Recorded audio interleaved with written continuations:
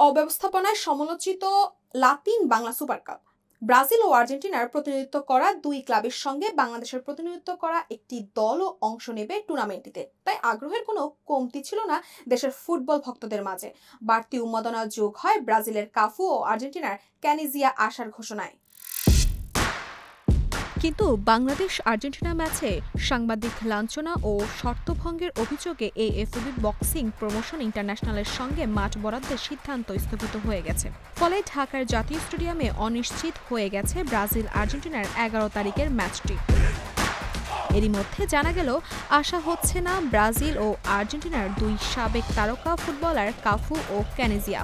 যদিও তাদের নাম ও শুভেচ্ছা ভিডিও বার্তা দিয়ে প্রচারণা চালিয়েছে এএফবি বক্সিং প্রমোশন ইন্টারন্যাশনাল।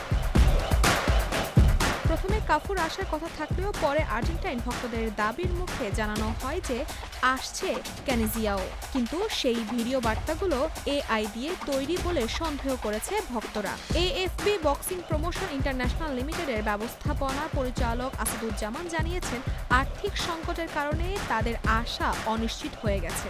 অথচ শুরু থেকে আয়োজকরা জোর দিয়ে বলেছিল এই দুই তারকা আশা সব ঠিকঠাক। সুপার কাপ শুরুর একদিন আগেও বলা হয়েছিল ১১ ডিসেম্বর সকাল ১০টার দিকে তারা ঢাকায় পৌঁছাবে। তাদের আনার জন্য এক জায়গা থেকে ফান্ড পাওয়ার কথা ছিল, সেই ফান্ড পাওয়ার অনিশ্চিত বলে জানিয়েছেন আসাদুজ্জামান। উল্লেখ্য, গত ৫ ডিসেম্বর চরম অব্যবস্থাপনার মধ্য দিয়ে শুরু হয় লাতিন বাংলার সুপার কাপ ফুটবল টুর্নামেন্ট। খেলা উপভোগ করতে টিকিট সর্বনিম্ন ১,০০০ টাকা, তাই বিক্রি হচ্ছে না। গেট ভেঙে মাঠে দর্শক প্রবেশ করেছেন। সর্বশেষ গতকাল সাংবাদিক লাঞ্ছনার ঘটনা ও শর্তভঙ্গের কারণে মাঠ বরাদ্দ স্থগিত করেছে জাতীয় ক্রিকেট পরিষদ। দর্শক, এই ছিল স্পোর্টস আয়ের আজকের মতো আয়োজন। খেলার দুনিয়ার নতুন নতুন আপডেট পেতে চোখ রাখুন জিডি স্পোর্টসে।